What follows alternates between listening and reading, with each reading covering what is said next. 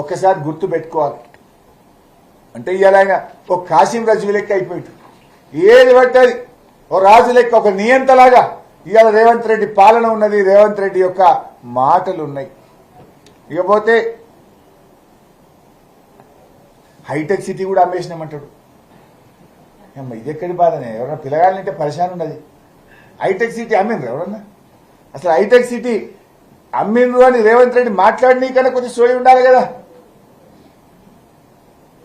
ఈ రకంగా మొత్తంగా కూడా ఒక గోబల్స్, ఆ గోబల్స్ అంటే బతుకుంటే ఇలా ఉరిపెట్టుకుంటుండే కావచ్చు రేవంత్ రెడ్డిని చూసి. అంత పచ్చి అబద్దాలతోని ఇవాళ తన ప్రసంగాన్ని రేవంత్ రెడ్డి కొనసాగించింది. ఇక నేనేందో 20,000 కోట్ల అప్పు మాఫీ చేసిన అంటుడు. అసలు ఆ 20,000 కోట్లల్లా ఆ మహబూబ్ నగర్ లో ఇచ్చిన 2,750 కోట్లలో రూపాయి ఎవరికి రానేలే. ఆ ఇచ్చిన 17,000 కోట్లల్లా చాలా మందికి బ్యాంకులలో రిజెక్ట్ అయిపోయింది. అసలు రమారమి నెట్ గా అసలు వచ్చిన పైసలు అంత కొడితే 15,000 కోట్లు పడ్డట్టున్నాయి రైతుల అకౌంట్లలో. అవి ఆడికెళ్ళి ఇచ్చినావు నువ్వు. 7,500 కోట్లు రైతు బంధు ఎగ్గొట్టినావు వానకాలం. 7,500 రైతు బంధు ఎగ్గొట్టినావు. 2,500 కోట్లు ప్రతి సంవత్సరం ఇచ్చే ఫీజు రియంబర్స్మెంట్ ఎగ్గొట్టినావు. ముసలోళ్లకు నెలకు 2,000 ఇచ్చే పింఛన్ 2 నెలలు ఎగ్గొట్టే అగో 2,000 ఎగ్గొట్టినావు. కేసీఆర్ కిట్టు బతుకమ్మ చీరలకు ఇచ్చే పథకాలు బంద్ చేసి అవో 1,000 కోట్లు ఎగ్గొట్టినావు. అంటే ఈడ కొట్టినావు, గడ పెట్టినావు. నువ్వు అడికెళ్ళి తెచ్చినావు, ఏమి ఇచ్చినావు? బైసాబ్ 7,500 వానకాలం రైతు బంధు, 2,500 ఫీజు రియంబర్స్మెంట్, ముసలోళ్ళకి ఇచ్చే పింఛన్ 4,000 అన్నావు, ఇచ్చే 2,000 2 నెలలు ఎగ్గొట్టినావు, అవి 2,000 వీకినాయి. ఇక బతుకమ్మ చీరలు కేసీఆర్ కిట్టు ఏడాది నుంచి బంద్ పెట్టినావు, అవో 1,000 కోట్లు ఎగ్గొట్టినావు. అన్ని కలిపితే ఇక 15,000 కోట్లు 13,000-14,000 కోట్లు ఎగ్గొట్టినావు. గడ 15,000 కోట్ల రుణమాఫీ చేసినావు. ఇక నేను చేసినా ఏం ఉద్దారకం చేసినావు? రైతులకు ఇచ్చే క్రమం తప్పకుండా వచ్చే రైతు బంధుని ఎగ్గొట్టినావు కదా. పేదలు ఎవరు పోతారండి సర్కారు దవాఖానలకు? దళితులు, గిరిజనులు, బలహీన వర్గాలు, కడు నిరుపేదలు. సర్కారు దవాఖానకు పోతే ఆడపిల్ల పుడితే 13,000, మగపిల్లవాడు పుడితే 12,000. మంచిగా కేసీఆర్ కిట్ ఇచ్చి కాన్పు చేసి ఇంటికాడ దించే మంచి పథకాన్ని ఖతం చేసినావు కదా. ఇక నువ్వు నేను చేసిన అంటావు, ఎగ్గొట్టినావు నువ్వు, పథకాలు బంద్ చేసినావు నువ్వు.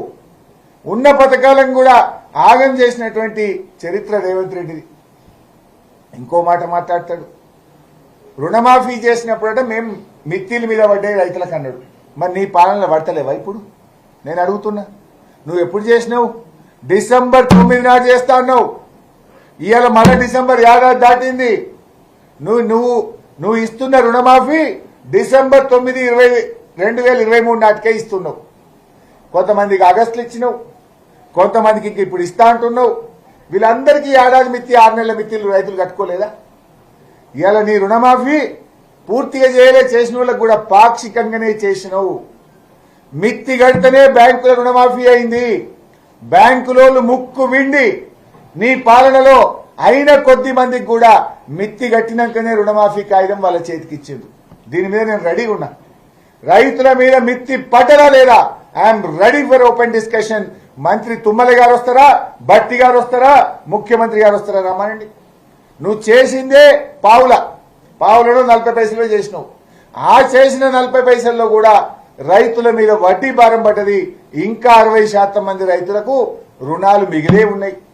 నేను అడుగుతున్నా, 2 లక్షల పైన ఉన్నోళ్ళ మీద నువ్వేమన్నావు? తొందరగా కట్టుండి, మీరు కట్టంగానే నేను మాఫీ చేస్తాను, ఈ బ్యాంకులలో 2 లక్షలు వేస్తాను. నీ మాట నమ్మి 3 రూపాయల మిత్తికి 2 రూపాయల మిత్తికి అప్పు తెచ్చి కట్టిన రైతులు. ఇవాళ నువ్వు ఇంత ఉపన్యాసం కొడితే ఏం కొట్టినావు? ఆ 2 లక్షల పైన ఉన్న వాళ్ళకి ఎప్పుడు రుణమాఫీ చేస్తావో చెప్పలేదు కదా ముఖ్యమంత్రి గారు. తుమ్మల గారు కూడా ఏం చెప్పండి మరి. ముక్కు నేలకి రాసి చెంపలేసుకొని 2 లక్షల పైన ఉన్న వాళ్ళకు రుణమాఫీ చేయమని క్షమాపణ చెప్పండి. లేదు, వాళ్ళ వడ్డీలు పెరుగుతున్నాయి, మిత్తిలు పెరుగుతున్నాయి, వెంటనే 2 లక్షల రుణమాఫీ అన్న చేయండి.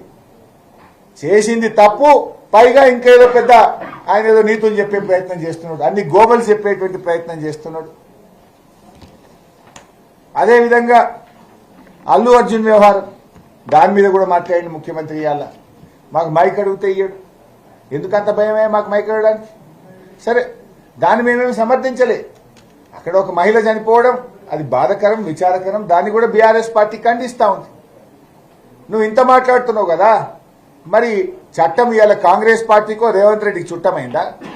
నీ సొంత ఊరు కొండారెడ్డిపల్లిలో సాయిరెడ్డి అని మాజీ సర్పంచ్ నీ తమ్ముళ్ల వల్లనే ఆత్మహత్య చేసుకుంటున్నా, నీ తమ్ముళ్ల వేధింపుల వల్ల చనిపోతున్నా అని సూసైడ్ లెటర్ రాస్తే నీ తమ్ముడిని ఎందుకు అరెస్ట్ చేయవని నేను అడుగుతా ఉన్నా.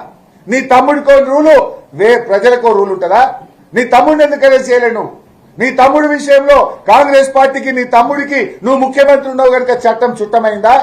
కనీసం ఎఫ్ఐఆర్ కూడా నమోదు చేయలేదు, కేసు నమోదు చేయలేదు, వాళ్ళను బెదిరించి భయభ్రాంతులకు గురి చేసినావు కదా. నువ్వు ఏదో బాగా ప్రేమ ఉన్నట్టు మాట్లాడుతుండు. మరి ఒక గిరిజన విద్యార్థి వాంకిడి హాస్టల్లో నీ ప్రభుత్వం అన్నం పెట్ట చేత కాకపోతే విషాహారం తిని శైలజ అనే అమ్మాయి 10-12 రోజులు నిమ్స్ ఆసుపత్రిలో చావుతో కొట్టుమిట్టాడి పోరాడి శ్వాస విడిచింది. మరి ఆ శైలజను పరామర్శించడానికి రేవంత్ రెడ్డికి ఒక్క నిమిషం టైం దొరకలేదా? నీ మంత్రులకు ఒక్క నిమిషం టైం దొరకలేదా? చివరికి అమ్మాయి చనిపోతే అంత్యక్రియలకు కూడా వెళ్లకుండా మా ఎమ్మెల్యే గారు కోవా లక్ష్మి గారిని అర్ధరాత్రి 12 గంటలకు అరెస్ట్ చేసినావు కదా రేవంత్ రెడ్డి. ఇదా నీ ప్రజాపాలన? పెద్ద నీకేదో ప్రేమ ఉన్నట్టు మాట్లాడుతున్నావు. సరే, దురదృష్టకరం. ఆ సంఘటన ఎవరు చనిపోవాలని కోరుకోం, కానీ ప్రేమ అందరి మీద ఉండాలి కదా. నీకు అవసరమైతే ప్రేమ, లేకపోతే విషమా? శైలజని ఎందుకు నువ్వు పరామర్శించలే? శైలజ కుటుంబాన్ని నువ్వు ఎందుకు ఆదుకోలేదు? శైలజ అంత్యక్రియలకు మా ఎమ్మెల్యే గారిని పోనీయకుండా ఎందుకు అరెస్ట్ చేసినావు అని నేను అడుగుతా ఉన్నా. రేవంత్ రెడ్డి అంతా కూడా మొసలి కన్నీరు డ్రామా. అవసరానికి పాట పాడతాడు, మాట మాట్లాడతాడు. ఆయనలో నిజాయితీ లేదు. ఇక అసెంబ్లీ సమావేశాలు మీరే సాక్ష్యం. అసలు అసెంబ్లీ అంటే ఒక శాంటిటీ. రాష్ట్ర ప్రజలు శాసనసభను ఒక దేవాలయంగా చూస్తాం. శాసనసభ అనేది ఈ రాష్ట్రంలో అత్యున్నతమైన చట్టసభ. ఆ సభలో ఒక చర్చ జరిగినా, ఒక మాట మాట్లాడినా దానికి ఒక గౌరవం, ఒక విలువ ఉండాలి. కానీ రేవంత్ రెడ్డి గారు ఆయన సభానాయకుడే ఇందాక నేను చెప్పినట్టు కాళేశ్వరంలో 20 లక్షల ఎకరాలు సాగైతే 50,000 ఎకరాలే సాగైందని మాట్లాడుతాడు. అన్ని అబద్దాలు. అట్లా చూసుకుంటూ పోతే ఉత్తమ్ కుమార్ రెడ్డి గారు నీటిపారుదల శాఖ మంత్రి మొన్న అసెంబ్లీలో మాట్లాడుతూ 10 ఏళ్ల బీఆర్ఎస్ పాలనలో ఒక్క ఉద్యోగం ఇవ్వలేదు. ఏమో మాట్లాడాలి? మీరు ఆ వీడియో తీసి ఆయన వీడియో నా వీడియో ప్లే చేసి ప్రజల్లోకి వదలండి. Let people understand. మేము 1156 ఏఈ అసిస్టెంట్ ఎగ్జిక్యూటివ్ ఇంజనీర్ ఉద్యోగాలు ఇచ్చాం, 469 ఏఈ ఉద్యోగాలు ఇచ్చాం, 212 జేటీఓ ఉద్యోగాలు ఇచ్చాం. అన్ని కలిపి ఒక ఇరిగేషన్ శాఖలో 2094 ఉద్యోగాలు మేమిస్తే ఉత్తమ్ కుమార్ రెడ్డి అసెంబ్లీలో మాట్లాడతాడు 10 ఏళ్ల బీఆర్ఎస్ పాలనలో ఒక్క ఉద్యోగం ఇవ్వలేదని ఉత్తమ్ కుమార్ రెడ్డి మాట్లాడితే అది శాసనసభనా ఇంకేమన్నా కాంగ్రెస్ పార్టీ ఆఫీసా? అసెంబ్లీని ఇలా గాంధీ భవన్ లాగా మార్చింది మీరు.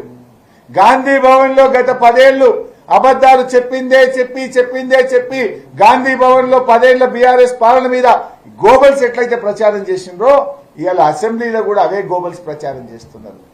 అప్పుడు 4,17,000 అయితే జూపల్లి 8 లక్షలు అంటాడు, ముఖ్యమంత్రి 6,30,000 అంటాడు, బట్టి విక్రమార్కనేమో 6,87 అంటాడు.